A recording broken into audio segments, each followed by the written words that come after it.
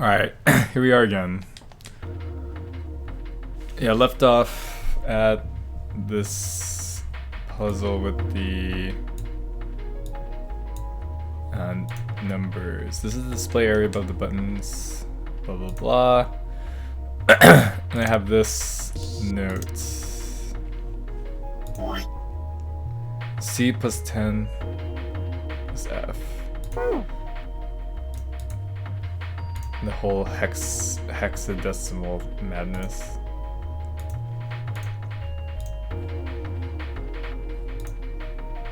Let me remind myself about that.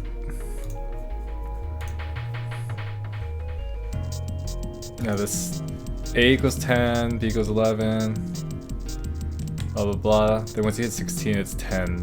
Oh, so 10 equals 16.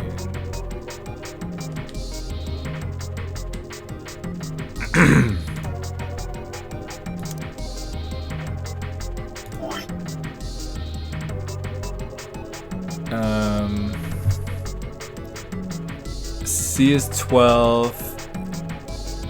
Oh, plus 16. 12 plus 16 plus 15. 11. 12, 13. 43. Alright. Let's try that.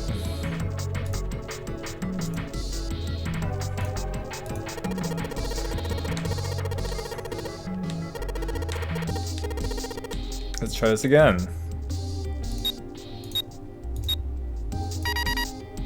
Oh, huzzah. Sounds like metal is falling. Well, I guess that went well.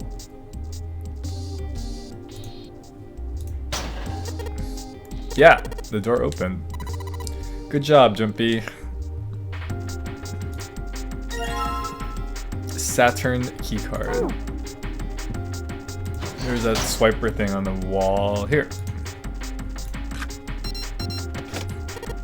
Yes, I think it's unlocked now. You did it, Jumpy. Let's get out of here. Yes, let's go.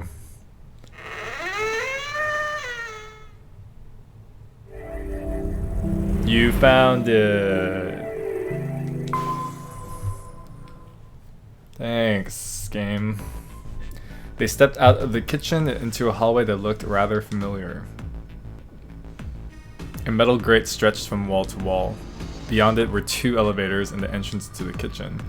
They had entered the kitchen from one door and come out the other. That meant their map of the ship's interior was accurate. They laid the map out in front of them and began to discuss their next step. There were 4 possible routes. A, B, C, and D. First, A and B. A and B seemed to connect to an L-shaped room. However, the 2 doors that led to the room were both locked and could not be opened. Next was Route C. This goes all the way to the main staircase. That means it's door 5, one of the numbered doors. Then do you think we would meet up with the other 4 after this hallway? No, I don't think we will. Why not? Look. There by the stairs. See how the gate is open? When we went into the kitchen it was closed, but it's open now. What do you think that means? They opened it. Most likely. Then if we take Route C we're going backwards. That would be pointless. Then that means all 4 looked at the map. They all looked at the staircase, its lazy curve leading down deeper into the ship. Route D then. D it is. Yep, Route D. Then we're set. Great, didn't have to decide for myself. They jogged down the stairs until they reached the C deck. Just to be sure they kept going to check the deck beneath. Yeah, just like I thought, Deck D is totally underwater. Just like the bottom of the central staircase. The water gazed back at them, its smooth surface like a great mirror. As ominous as it was, Junpei took at least some comfort from the fact that the level hadn't gone up much since the last time he'd seen it. They turned back to C deck. It didn't take them long to find the two elevators in front of the stairs. They looked identical to the elevators on the top floor with one exception. These elevators had a card reader on the wall between them. On the card reader was a strange mark. Hey look, it's Lotus's symbol. Huh? See, it's the woman symbol with a thorn on it. That seems like... Ouch, ouch, ouch, ouch, ouch. Lotus had taken hold of Junpei's hair. She began to shake him violently, and he thought he heard a low growl coming from her throat. Such violence. Junpei began to wonder if she was not the devil itself. With an uncomfortable smile, June spoke up. This is a Mercury symbol. The thorn symbolizes the wings on Hermes' staff. Hermes, herpes, whatever. If we can't get this thing to work, these elevators aren't going anywhere. In other words, we need a key card with the Mercury symbol on it. Probably. They gave up on the elevator and returned to the stairs. A hallway stretched out to the left. A great many doors lined both sides of the hallway. They weren't sure how many, but certainly enough to be discouraging. Damn it, if we try and search all these, the sun's gonna go down before we've done half of them. I think the sun already set. I have a feeling the ship is the only thing that's going to be going down anytime soon. That's even worse. Well, we can come back to this hallway later. Let's check the hallway on the other side, shall we? Frustration and fear building, they walked back to the stairs. To the right was a small hallway. Quickly they headed into it. It was approximately the same size as the alcove in front of the stairs. The hallway led toward the stern, and at its end was a set of double doors. Let's open it. Junpei nodded and grabbed the one closest to him. He gave it a small tug and felt it move. It was unlocked. Thrilled to have found an unlocked door, he threw it open.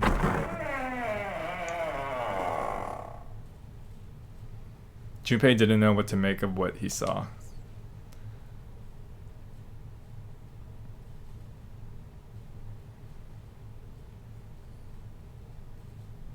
He simply stood, unable to speak. The other simply stared, open-mouthed. After a few long moments, Santa managed to speak. Whoa, what the hell is this? A massive room stretched out in front of them, more a cavern than a room. Its vastness was oppressive, and it bore down on the four companions. It was not empty, however. The entire room was filled with lines upon lines of beds. They were simple things, little more than pipe and thin mattresses. Is this a hospital? He had at last been able to put a name to the harsh scent that pervaded the room. The room swam with the harsh, biting smell of antiseptic. In the center of the room were shelves stacked with medicine, and a number of medical devices the function of which Junpei did not know. More importantly, however, on the back wall of the room were 4 doors. 3 of them were emblazoned with large single-digit numbers made with thick red paint. The door on the left was labeled 3. The second door from the left had no number, but the third had been given a 7. In the rightmost door had an 8. There could be no doubt they were numbered doors. It didn't strike Junpei as strange, however, that the door between 3 and 7 should be blank. What, he wondered, could it mean? Let's take a look at the doors. Yes, that sounds like a good plan. Junpei headed toward the doors, weaving his way between the beds. He started with door 3 on the left and moved to the right until he reached door 8.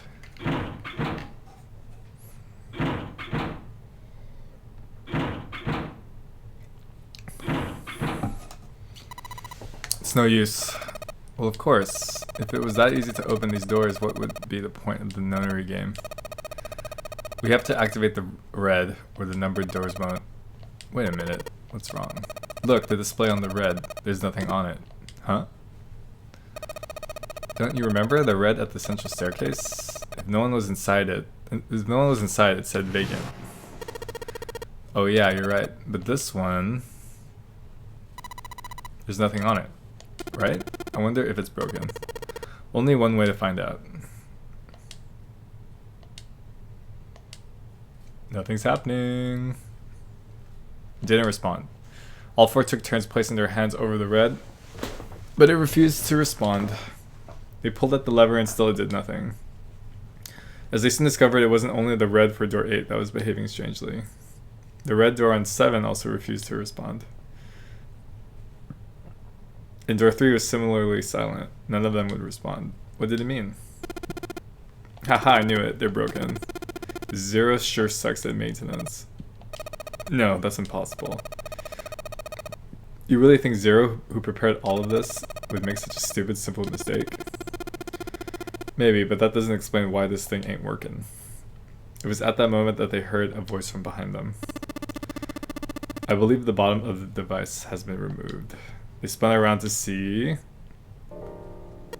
Snake. But it was more than just Snake. Ace, Clover, and Seven quickly filed into the room as well. Although they were glad to see one another, it wasn't terribly surprising that they had. If it had been the other party who had opened the gate in front of the kitchen, it wasn't unreasonable that they'd bump into one another eventually. The rest of Snake's team, however, did look rather surprised. How did you end up here? After a moment of silence and surprise, everyone suddenly began to talk, desperate to exchange information. They talked about the rooms they'd been through and how they'd ended up in the same place. Of course, none of it was very useful information, but that hardly mattered. They were happy to simply see one another again. Although the level of cheer varied greatly from person to person, each one of them was wearing some manner of smile. Almost as though they had already forgotten about the death of the ninth man. No, thought Junpei, perhaps that wasn't it. Perhaps thoughts of his death were what drove them to smile at one another. Not in a morbid or hateful way, no, the ninth man had died, but they were still alive, and that was something to be happy about. A sort of simple, uncomplicated joy, Junpei thought, the joy of being alive. Still alive. He felt sorry for the ninth man, but more than anything, Junpei was just happy to be alive. That's nice. There you have it, our half of the story. His part finished, Ace fell silent. For a moment, Junpei was silent and thought, then he spoke. Okay, let me see if I've got all this straight. When you guys got here, the bases for the Reds were already gone. And you looked all over this room, but you couldn't find anything. So you figured that there might be something in the hallway with all of the doors. So you went and had a look? Yeah, and while you were looking around, you heard voices? Uh-huh, so you followed the voices and came back here. Indeed. And that was how we found you. Junpei examined the three Reds again just in case. On the bottom of each was a long thin gap. It looked like a slot for something. Probably something electronic. Well, this isn't good. If the red is inactive, we can't keep going. Well, what about that hallway over there? Isn't there anywhere else we can go? No, there isn't. There are plenty more hospital rooms, but nothing else. Hospital rooms? That's what's behind all of those doors? Yes, there are a number of individual rooms in addition to this large one. There was a door at the end of the hallway, but it was locked. There was an astrological symbol engraved near the keyhole, however. I was able to get a good feel of it. I believe it was the symbol of Jupiter. Not again, those goddamn things are everywhere. I wonder what they all mean. For a moment, everyone was silent, deep in thought. While we're asking what things mean, what's the deal with this room? I mean, I thought this was a cruise ship, but I can't imagine a cruise ship would have a hospital like this. Of all people, it was Seven who answered, and with calm confidence. Well, I figure it's probably a hospital ship. Chances are, it's the Gigantic. The Gigantic? Junpei looked confused. So did everyone else. What is this Gigantic? Seven knit his brows for a moment, then began to explain. The Gigantic. He explained that she had been a sister ship to the Titanic built in the early 20th century. The Titanic had two sister ships who were identical to one another in nearly every aspect. The Gigantic was said to be one of them. She was initially intended to be a passenger liner like the Titanic, but soon after the ship was launched, the First World War began, and she was pressed into duty by the British Navy as a hospital ship. Sometime later, the Gigantic was damaged by a German mine in the Aegean Sea. She managed to run aground after the incident, and consequently was not sunk. What then happened to the Gigantic after her fateful encounter in the Aegean Sea? One theory ran that a man named Lord Gourdane purchased her. Lord Gourdane, it seemed, had been one of the few survivors of the Titanic tragedy, and that trauma had turned him into an obsessive collector of all things related to the Titanic. As his obsession deepened, he began to desire the Titanic itself. That, of course, was impossible. The Titanic lay at the bottom of the Atlantic Ocean. The Gigantic, however, had not suffered such a dire fate, and as she was identical to her sister ship, she caught Lord Gordane's eye. So you're saying that this Lord Gordane bought this ship? Yeah, at least I think I am. That's impossible. No way we're in some boat that's almost 100 years old. Pipe down, just pay attention. What? That's it? Well, have you got any proof? Proof that this ship is really the Gigantic. Well, this ship's got stuff that's like the Titanic and a hospital ship, so I just figured. Oh, for goodness, don't tell me that's your only reason. No, I got more. Like? Well, I mean... Seven looked around desperately, doing anything to avoid meeting Lotus's piercing stare.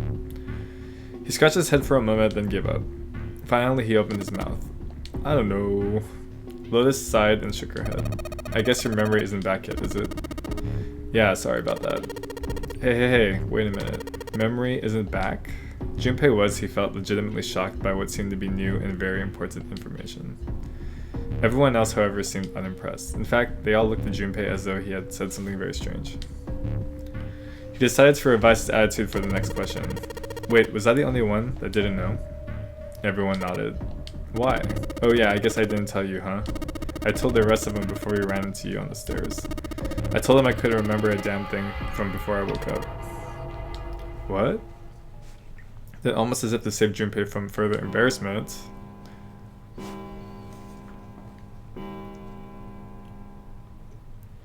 a bell began to ring from far away. It sounded as though it was the clock at the main stairway. Junpei counted each chime carefully. 10, 11, 12... It's midnight. Then we've still got 6 hours left, right? We don't have any time to screw around. Let's get going. We gotta find the missing parts for the Reds. What do you mean find? How on earth do you propose we do that?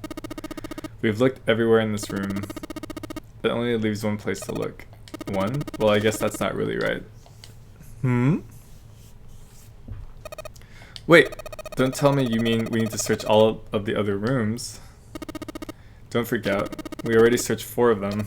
4 rooms. We just have to split up the rest between the 8 of us. If each person does 6 rooms, that'll be 48 rooms, right? So there are 48 rooms left? Her earlier experiences had apparently not encouraged Lotus to trust Seven. Seven scratched his head awkwardly. I don't know. After a little more discussion, they split up and headed toward the rooms to begin searching them. Junpei was chosen to search the rooms on the starboard side, moving from forward to aft. They also determined when they would return to report their findings, the next time the clock sounded the time. When it did, they would meet back in the large central room full of beds. If during their search any one of them were to locate the missing components, they were to yell for the others. If the strategy failed, they returned to discuss their options later.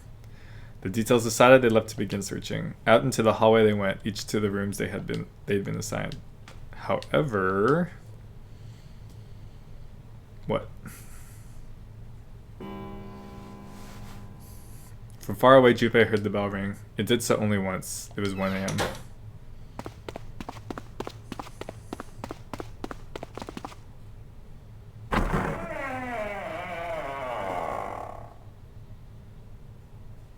He jogged to the entrance of the large hospital room to find the 6 of the others already there. Ace, Santa, Clover, June, Seven, and Lotus. They had gathered in front of door number 8. Or perhaps to be accurate, they had gathered in front of the red next to door number 8. Had one of them found the missing piece? What happened, guys? It was June who answered him. Jumpy, look. She was pointing at the red. He pushed through the others until he stood in front of it. Immediately he knew what she had meant. The display on the front of the red read vacant. Junpei sighed. Come on guys, who was it? I thought we were supposed to yell if we found it. Well, Junpei wondered why she was hesitating. The others looked as confused as June, but kept their mouths shut. What the hell? What is up with you guys? They all knew something he didn't. and Junpei wasn't about to leave things that way. Finally, Lotus frowned and spoke. Well, that's the thing. We don't know. You don't know? When I got back, it was already like this. There was no one else here. That means I was the first one back, but the missing parts were already back in the red. Junpei looked at the bottom of the red again just to make sure. The slot that had been open on the bottom was now covered with metal. Clearly, whatever had been missing had been returned. What about the other two? They're the same. Junpei quickly examined the other two boxes. Satisfied that they were also repaired, but still very confused, he returned to the others. Alright, I just want to be sure here. Nobody has any idea what the hell happened here, right? Ace and June nodded silently. Seven raised his hands as if to say, not me, and Santa just shrugged. Only Clover lowered her head and did nothing. Huh? Wait a minute. That was when he noticed. Where's Snake? Junpei swept his eyes across the room a second time, but Snake was nowhere to be seen. Does that mean that he found them? I have no idea. There's nothing to suggest it, but nothing to suggest he didn't either. I don't suppose we'll know until we can ask him in person. Well, whatever he did or didn't do, he's pretty damn late. What the hell is he up to? Maybe he's lost. Yeah, well, that seems likely. Dude can't see. I don't know how he gets around in the first place. That's nice of you. Clover raised her head. No, that's impossible. Suddenly she was shouting. Yeah, my brother's blind, but he's got really great hearing. He can get around as well as anyone who can see. So he couldn't get lost. That's impossible. Clover had started to shake, and the knuckles of her hands had gone white. She spun around, but before she did, Junpei noticed tears welling up in her eyes. I'm gonna go look for him. The words were barely out of her mouth when she began to run. Hey, hold on, Clover, wait. Junpei cried out to her, but he was too slow. She kept going, and before anyone else could react, she was gone. Damn it, what should we do now? Well, the red is working now. No, we're not leaving two people behind. We should go look for them. Aw man, this ain't good. Oh yes, what an excellent idea. We just wasted a bunch of time looking for some piece of electronic junk. Now let's waste some more by looking for a couple of idiots. Then remain here if you feel you must, but there's no time. We've only 5 hours left. Junpei and the others nodded to one another and took off at a run. In front of the stairs that led to B deck, they decided to split up. They quickly assigned search areas and went their separate ways. Soon only 2 of them were left. Those 2 were Junpei and June, who had been a few steps behind the others. Alright, we should go too. Yes, let's go. But where should we start? Let's see.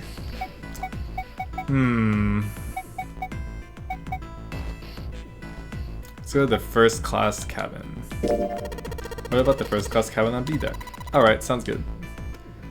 They took off up the stairs at a run. Outside of the first class cabin, they found Clover. She was standing in front of the wall. She was staring at some meaningless point on the wall, her eyes blank. What should Junpei do? Talk to her. Are you alright? He did his best to sound friendly, but Clover didn't respond. Look, I know you're really worried, but he could think of no words to say that didn't sound hollow and fake. Junpei hesitated. Clover was so consumed by worry and fear that Junpei feared it would crush her. Her actions didn't surprise him. She had suddenly lost her brother, who she seemed to have been very close to. Lone. Her voice was thin and barely audible. Lone. Lone. I said, leave me alone! Suddenly she was screaming.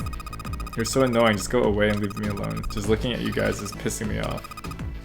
Go away, okay? Just go somewhere else, stop bothering me. Junpei was taken aback. Such anger and hate. June's eyes had gone wide with surprise as well. Why are you still here? Didn't you hear me? Fine, forget it. If you aren't gonna leave, then I'll just... Alright, let's go, June. Yeah. They turned and left Clover. As they did, Junpei glanced back over his shoulder to see Clover wiping tears from her face. Clover had driven home the misery of their situation, but Junpei told himself that getting depressed would get him nowhere but depressed. For Clover's sake, they had to find Snake, and fast. He did his best to push away the misery and depression and force a smile. So where do you think we should go next? The casino. Let's go take a look. They turned and headed off down the hallway to their right at a jog. Before they knew it, they were there. So was Lotus. She was leaning against the wall, examining her nails. Hey, what do you think you're doing? She glanced up at him unimpressed. Isn't it obvious? I'm looking for Snake. I'm just not seeing it. Really? Maybe you need to look harder. Junpei didn't think that was the problem. Oh, by the way, I've got a proposal for you two. Care to hear it? Sure. What is it? Well, I don't like to beat around the bush, so I'll get right to it. Why don't we team up? Team up? Yeah. What, you need me to explain it to you? I'm saying why don't we go through a numbered door? Even if we wanted to, that's impossible. Why? Jumpy's bracelet number is 5 minus 6 equals 8. Our digital route would be 1.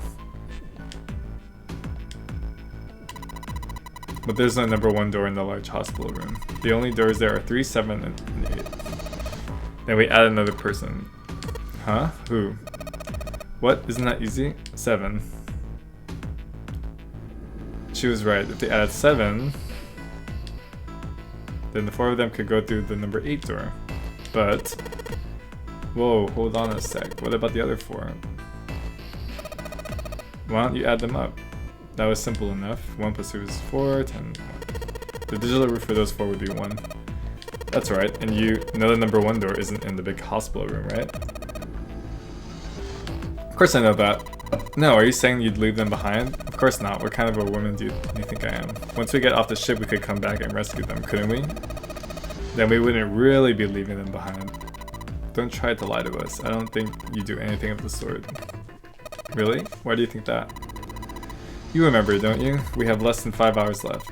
Even if we manage to escape, there's no way we could come back to rescue them in less than 5 hours. Well, you never know until you try. No, you're not thinking this through. Even if we brought 7 with us, we wouldn't be able to get off the ship.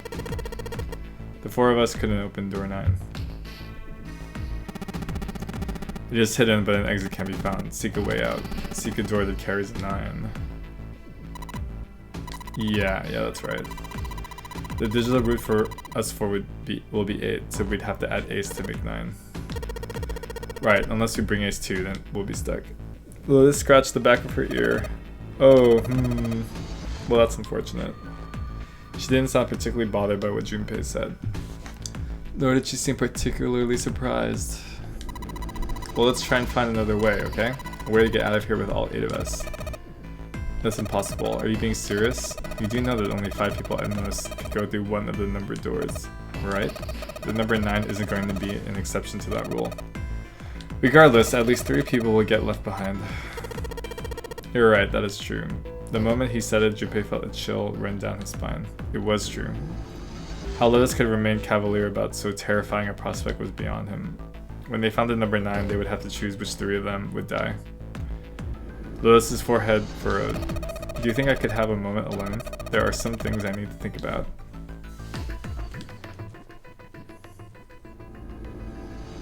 Junpei and June turned and began walking away from Lotus. Talking to her had left them feeling ill. Junpei's heart felt heavy and his steps sluggish. But he told himself pessimism would get them nowhere, so he forced himself to smile and turn to June.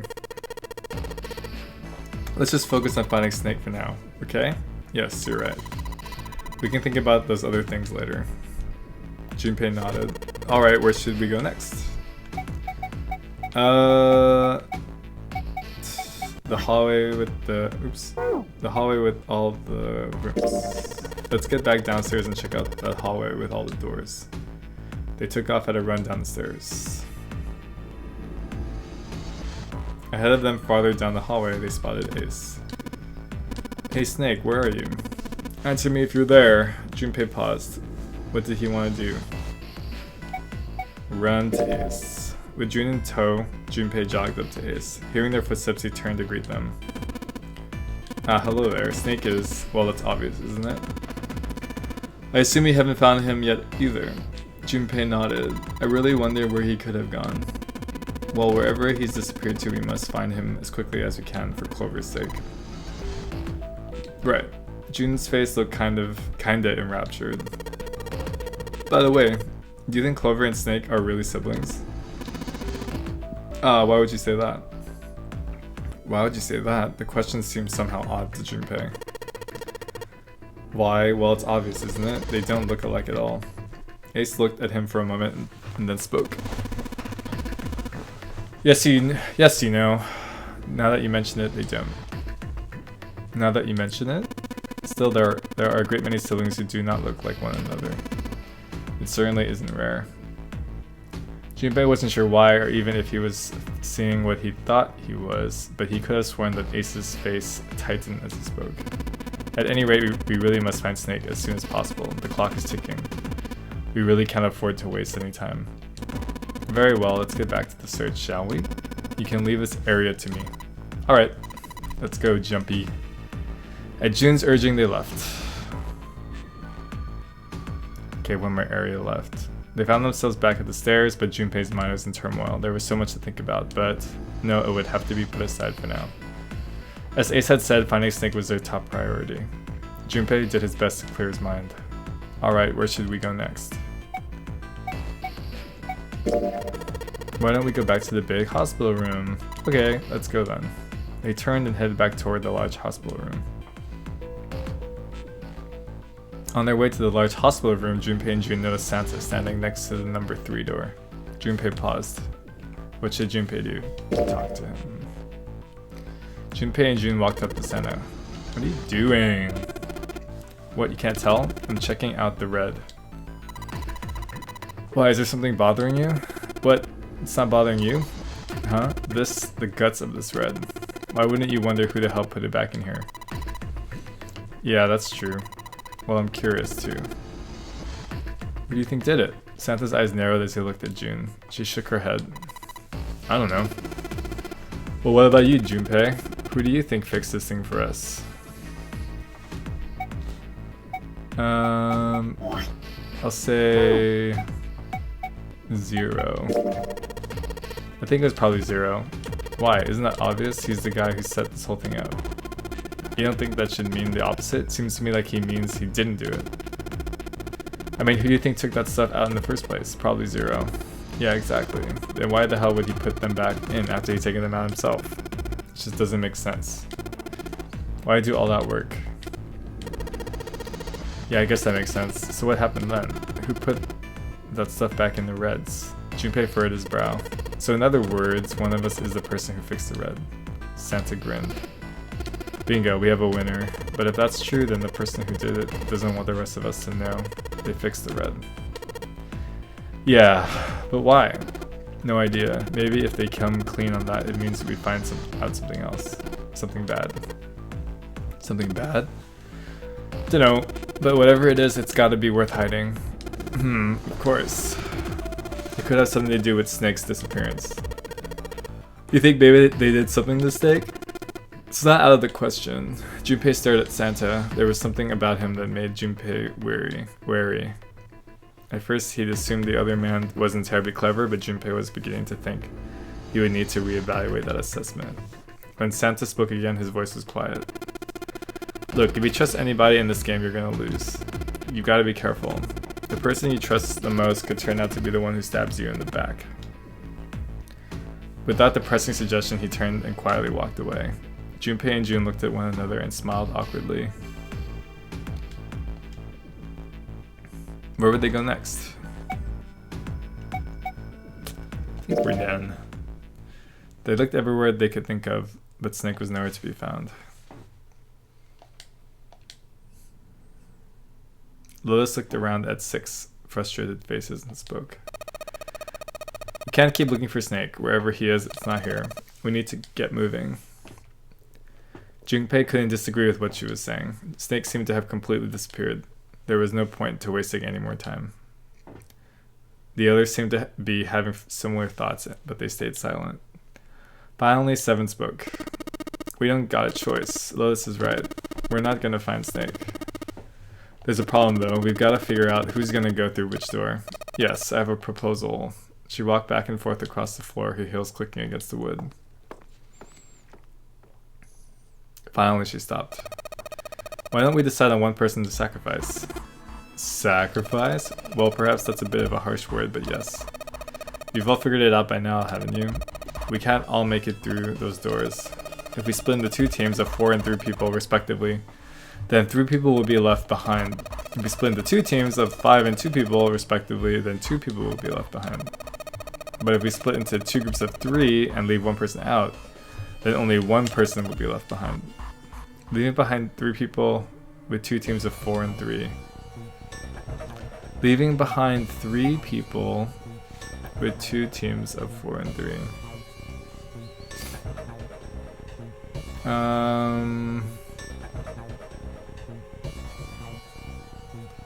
Not sure. Junpei wasn't quite sure that was true. Wait a minute. 2 people get left behind if we split into 5 and 2, and 1 person left behind if we split into 3, 3, and 1. I got that part. You can't go through the number doors with any less than 3 people. But if we split into 4 and 3, then why do 3 people have to be left behind? Just run the numbers. Let's say we go through door 7 with 1, 4, 5, 6. Who's left over? That would be 3, 7, 8. What's the digital root for that? 3 plus 7 plus 8 is 18. Add 1 and 8, 9. Exactly. But door 9 isn't here, right? That means 3, 7, 8 won't be going anywhere. That was just an example, of course. There are a lot of different combinations, but the result will always be the same. It doesn't matter which 4 it is. The 3 that are left over can't go through any of the doors. Go ahead and calculate it if you have the time. You'll see. Anyway, that's how it is. Now if we can get back to my proposal, we only had to sacrifice 1 person if we split into 3, 3, and 1. When Seven spoke, his voice was strained. Then you're saying we gotta decide who's gonna stay behind? Yes, we do. Given our circumstances, it's logically and morally the best solution. If the other 6 are to survive, then 1 person has to sacrifice themselves. No, that's too cruel. What's so cruel about it?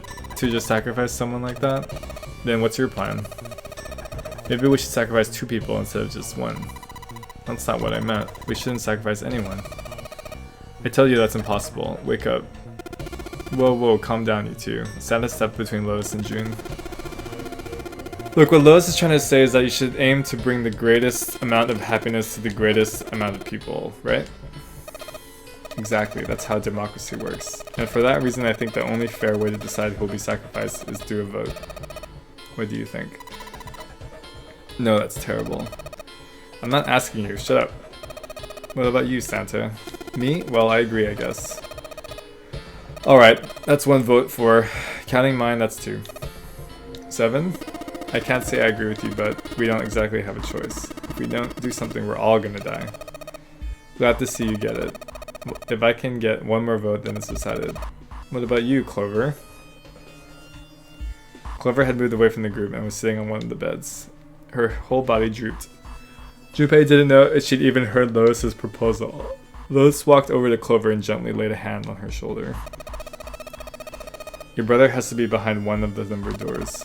We searched everywhere, but we didn't find him. Doesn't that mean he has to have gone through one of them somehow? Clover slowly lifted her face. Let's go look for him together, okay? If we sacrifice 1 person, then we can go look for him. You agree with me, right? Clover nodded once. The motion carries. Lotus spun around and walked towards Junpei. Now let's start a vote too. That won't be necessary. Ace had barely spoken for Lotus's entire speech, and everyone jumped a little. 6 pairs of eyes turned to look at him. He didn't seem to notice or even care. I will stay. That should solve our problem, yes? Gasp. Ace, what are you saying? No, you can't do that. That won't solve anything. June's voice shook and she looked around desperately for someone to agree with her. Ace simply looked at her. June, I'm afraid you may have misunderstood me. I said I would stay, but I never said I would sacrifice myself.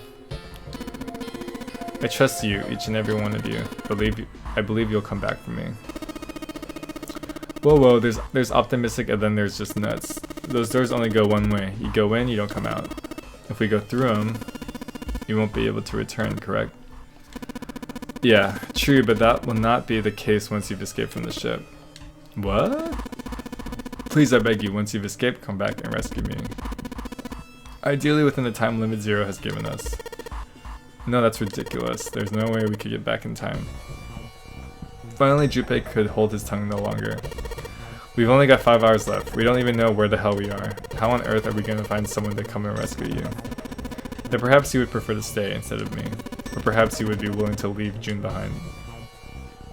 Ace's voice was dignified and without a hint of cruelty or malice.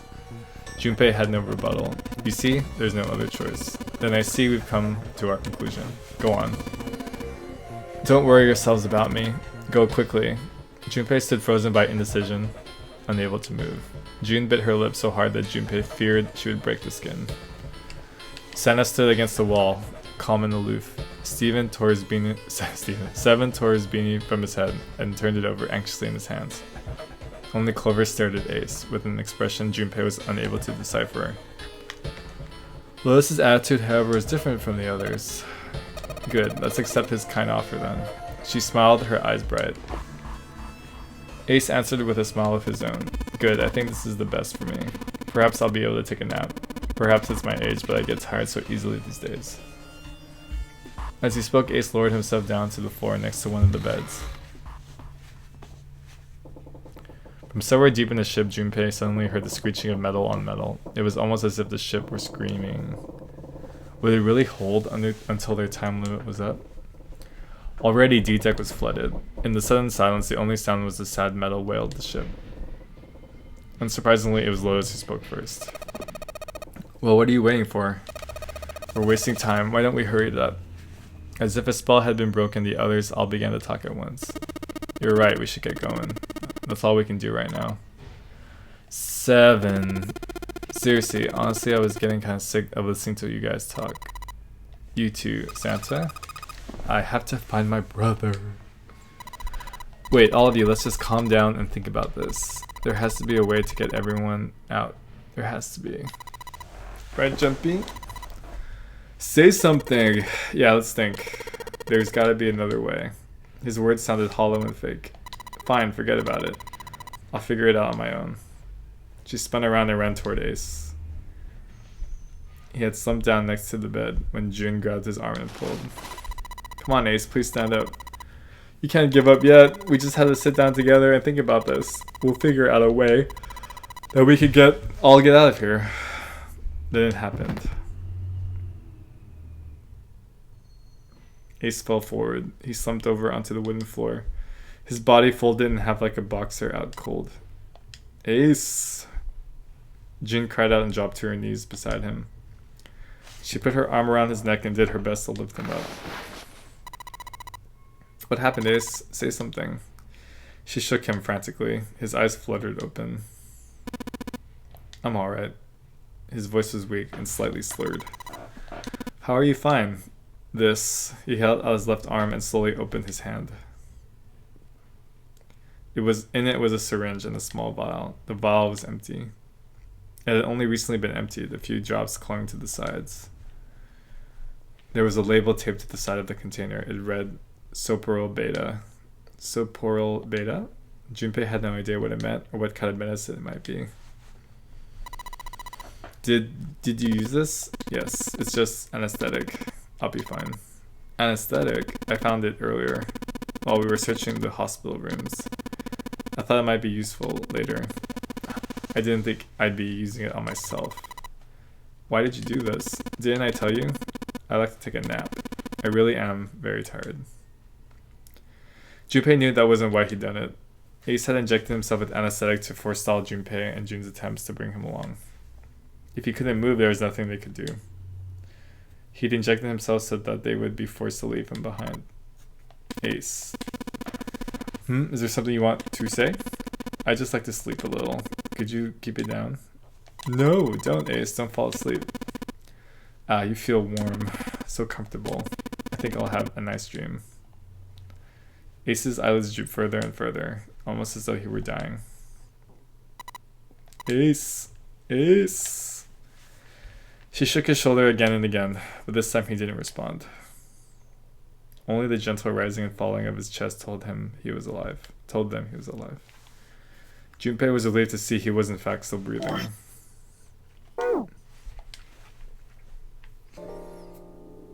He lifted Ace up off the floor and laid him on the bed he'd been leaning against. When Junpei turned around, Lotus gave him a look of pity. Well, we really don't have a choice now. We can't let his sacrifice go to waste, right? She wasn't feeling any remorse, Junpei was sure of that. Still, he held no grounds upon which to oppose her. It felt wrong, but he had to agree. Then suddenly Santa spoke. Yeah, but we're not done choosing yet, are we? Huh? What do you mean? Well, we haven't decided on who's going in what door. Ah, yes, that's true. Well, enough of this screwing around. Let's decide. You first, Lotus. Which door do you want? I want door number 8. It's the same number as my bracelet number. Got it, you're 8. You're next, 7. Which one do you want? I'll take 7. I can't get along with that old lady. What? What did you just say? Her face distorted by rage, Lotus took a step towards 7. He threw up his hands and made a face like a child caught with his hand in the cookie jar. Ugh, you're gonna get it next time. She shot him a glare that would have melted steel, then turned and stalked off. Alright, who's next? Santa's gaze moved across the 3 people left. Finally, they stopped on Junpei. Junpei, which door do you want? At last. Junpei's mind was already made up.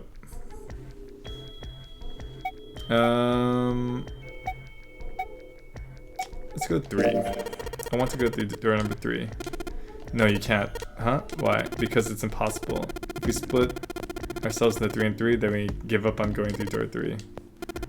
Why? The bracelet numbers for the 6 of us are 3, 4, 7, 8. There are 2 combinations that can go through door 3 with 3 people. 3, 4, 5, or 6, 7, 8. That's it. Of course, 2 teams can't go through the same door. I see, that means 1 team would get left behind. That's right. That doesn't happen if we go through door 7 or 8. No, they're fine. We've got 3 options. Santa began to explain. Plan A, go through door 7 with 358 and go through door 8 with 467. Plan B, go through door 7 with 457 and go through door 8 with 368. Plan C, go through door 7 with 367 and go through door 8 with 458. Those are the only 3 options. That's it. At least if we want to get all 6 of us out of here. That was when Junpei realized. Plan A divides into 2 teams. 358, 467, Plan B, Plan C. There was one thing they all had in common. In every single combination, 5 and 6 were never on the same team. In other words, if all 6 people were to move forward, Junpei and Jun would be separated. Jun and Junpei had been friends when they were kids. He trusted her more than anyone else on the ship. If he chose 7 or 8, he'd be taken away from her. Was that something he was prepared to do? Anyway, that's the deal, so think it over. You've got 2 choices, 7 or 8. You can't choose 3. If you choose 3, you're going to be leaving 3 people behind to die. So what are you going to do? 7 or 8? Time to choose. Junpei thought hard.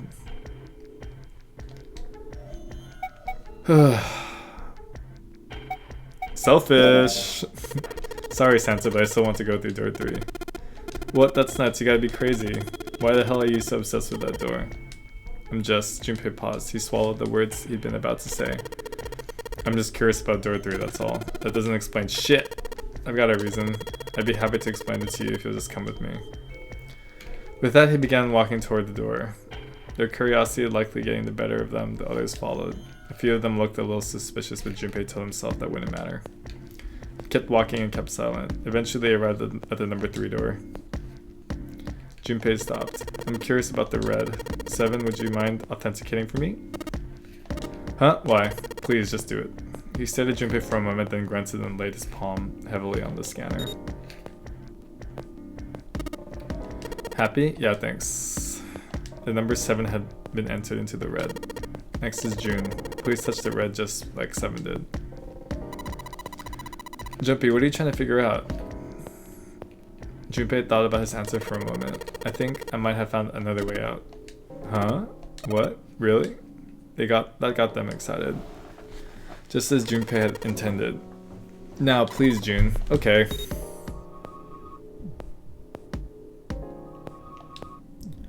With those 2 numbers in the red, Junpei had what he wanted.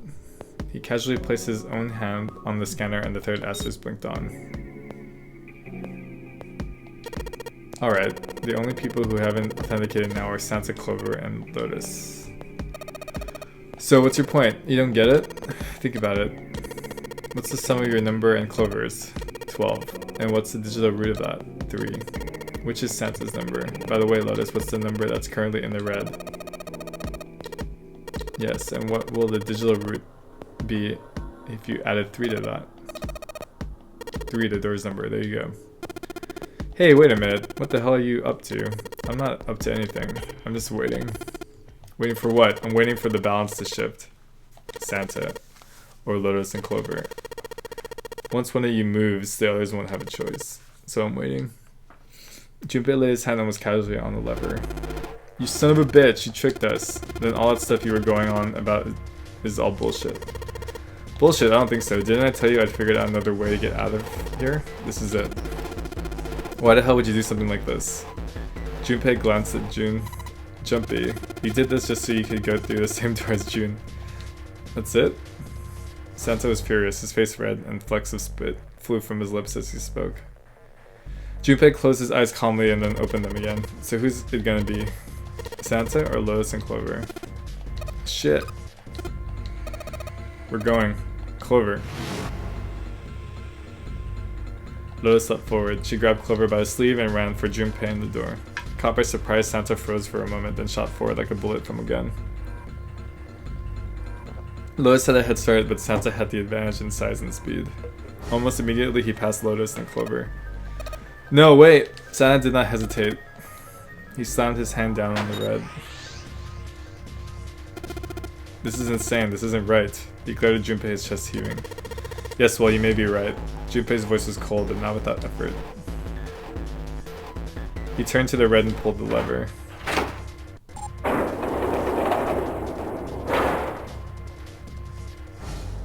With the sound of metal on metal, the door opened.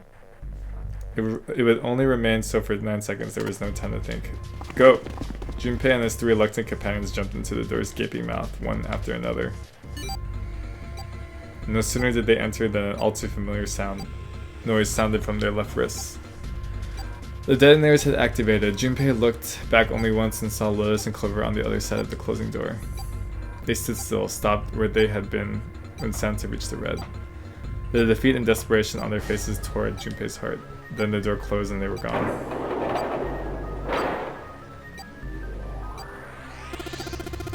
You son of a bitch, Junpei, this isn't fair.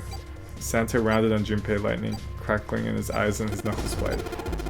Do you realize what you just did? You leave them out there and they can't... Shut it, that's enough. It hadn't been Junpei that spoke, but 7. We gotta find the dead or none of this is gonna matter. The clock was ticking. The dead was their only chance at survival. Unless they could find it and deactivate their detonators. For them would be... We got less than a minute left, no time for screwing around, get moving. They scattered and began to scour the room. The deactivation device was nowhere to be found. Corridors stretched out in 3 directions, but everyone was blocked off by a wall of metal. There was only one way out. One other door. There! 7 ran for the door, a rusty iron thing. His large hands grabbed hold of the handle and pulled. The room inside was pitch black. They could see nothing beyond the small patch of light that spilled through the doorway. Junpei stuck his head through the door and looked around the room. Almost immediately, he spotted the blinking red light on the right wall. I found it. The dead's right over here. He stepped into the room and nearly fell down. The floor was slippery. What? He stopped and glanced down at his feet. What was... Hey, what the hell are you doing? Get over there.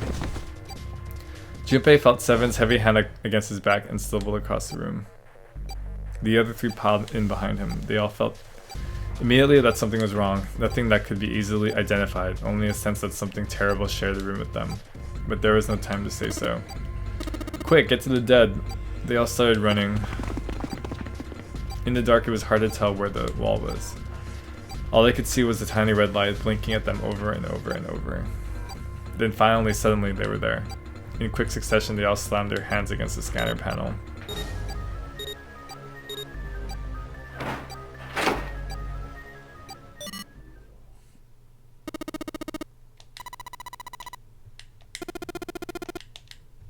Seven leaned against the wall, gulping air. As his breathing began to return to normal, he glanced at his left wrist and grunted. Ha! It stopped. It stopped. Hehehe. Junpei could hear him laughing in the dark, but could barely make out the larger man's face. What the? The sound of retching came from Santa's direction. What the hell is this smell? This is vile. I'm gonna puke. So desperate had they been in their race to the dead that no one noticed the horrible smell that pervaded the room. It was a terrible nauseating stench, like burnt and rotten meat. Adrenaline had drowned it out, but now it rolled over Junpei in waves, forcing itself into his nose with every breath he took. He felt his stomach clench and bile rising up in his throat. Let's get the lights on first. There's a switch over here. The light that spilled in from the door barely illuminated a small switch plate next to the door. Slowly, with the toll of the last few minutes apparent in his gait, Seven walked toward it.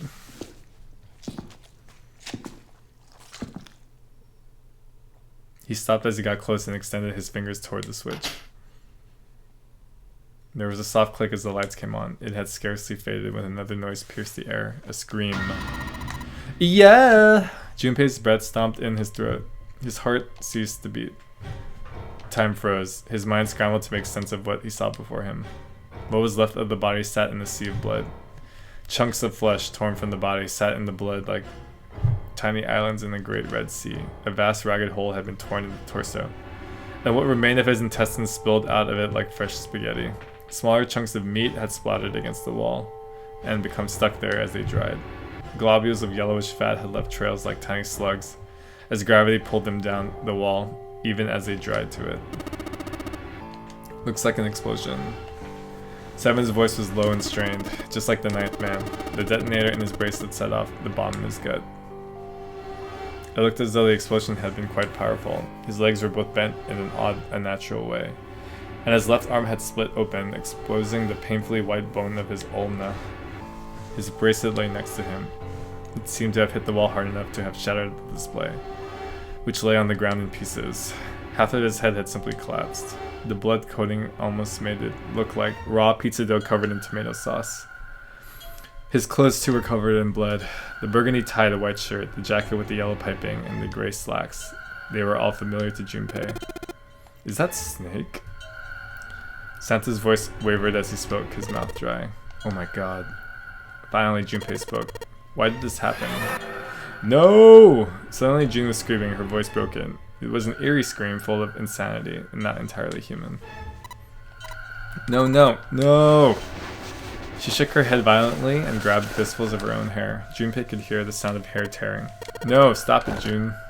He grabbed for her wrist. But as he did, June leapt up and ran toward the exit. Freak out. Please, get me out of here. You have to let me out of here. She screamed at the door, and her fist slammed against it with a hollow sound. Junpei could see drops of blood on her knuckles. Why are you doing these horrible things to us? What did we do to deserve this? She screamed again, a desperate, mindless cry. Her fist flailed against the door. She has a point. Get me out of here. Please, please just let me out. Junpei couldn't watch anymore. He ran to June and wrapped his arm around her, pulling the screaming girl away from the door. No, get off of me. Let me go. Let me go. She scrambled for a moment, her legs skittering across the floor, but her resistance didn't last long. As suddenly as her outburst had begun, it was over. The manic energy disappeared, and her body went limp in Junpei's arms. June collapsed toward the floor, and Junpei knelt down with her. He felt drops of something warm and wet. Was she crying? A moment later, she began to sob. Her shoulders shook and great, hot tears rolled down her face like rain. We're gonna be fine. It's gonna be alright, June. It's going to be okay, Canny. Her name was a whisper. I'll be here with you, okay? She nodded once. Thank you. Thank you so much, Jumpy. Her trembling voice pulled at Junpei's heart. He stroked her hair gently. His face was so close to her. The scent of her hair was nostalgic. Do you feel better? Yes. But I'd like to stay here. For a little while, at least. Junpei's body was so warm. Junpei's body is so warm. Calm down. Several minutes passed before June's tears had dried. Junpei stood up. He bent down, put his arms under Jun's, and helped her to her feet. They didn't speak. Neither did Seven or Santa. A person was dead. They had died in that room in a terrible way. Coming up on an hour, so I'm gonna stop here for now.